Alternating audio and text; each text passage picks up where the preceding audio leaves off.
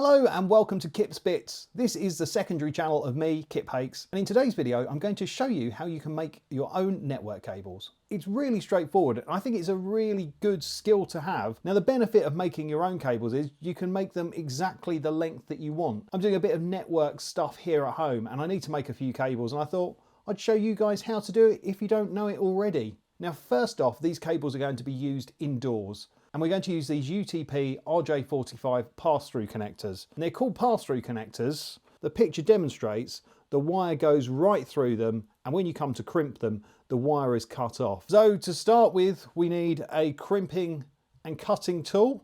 We need our pass-through connectors. We need a bit of network cable. This is some Cat6 stuff. And also, you don't really need these, but I like putting them on, these little boot guys. Now I've cut this to length already. This is the length of the cable that I need. And my top tip would be, if you're putting the little boots on, get them on the cable now because it's very easy to forget. So I'm just going to pass one on one end and then one on the other end. So first off, we need to strip the cable. Because we're using these pass-through type connectors, it doesn't really matter how much you strip off. I'm probably going to strip off more than I normally would just so it makes it easier for you guys to see what's going on. I picked up this cheap cutting and crimping tool online. I'll make sure there's links in the video description to everything I use in this video. And yeah, it's got a cutter there to literally cut the cable. It uses the same thing to strip it. And then down here is what we use to crimp it. We only very delicately strip the cable because we don't want to nip the cores inside. Inside here we've got our 4 different cores. So we've got an orange pair, we've got a green pair, we've got a brown pair, and we've got a blue pair. And we've also got this sort of plastic sheathing that keeps them separated and stops crosstalk, apparently. And you've also got this little fabric thing in there as well. So we don't want the plastic or the fabric, so we cut them off. Just use some side cutters for that. Again, making sure not to nip the actual cables. So now we have to sort of untwist our pairs and straighten them out as best we can. I just find that running my finger and thumb down them together and just sort of pressing them gets them relatively straight. You can buy little tools that do it, but I'd maybe only get one of those if you were doing loads of these cables and you didn't want to end up with a sore finger and thumb. Now I've been making network cables since I was about 15, I think. My IT teacher at school taught me how to make them. He turned out to be a paedophile. Not with me, thankfully. I was an ugly child. Anyway, right. These are all straightening up really nicely. So now we need to get them into the colour order. There's several different colour orders for the type of cable that you're making, but we're just going to stick with the most commonly used one, I suppose. So we're going to be making a T568B type cable. And with that, our first cable needs to be orange and white. And then we need the orange. And then we need the green and white. And we need the blue. And then it's the blue and white. Then it's the green.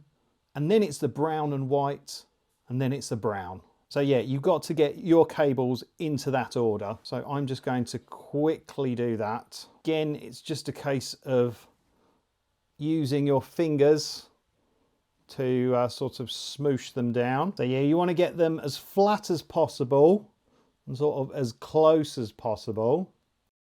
Now I actually think this would go quite nicely into our connector as it is. If you want to, with the pass-through type, you can just give the ends a little trim just so they're all in line. Okay, so then we get our pass-through connector. And you need to make sure the clip guy there is face down. And then you just thread the cable in. So we're left with something like that. And then we just need to put our cable into our crimping tool.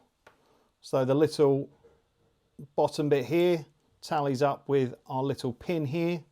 So we just put it in, right the way in, and then we have to squeeze really tightly.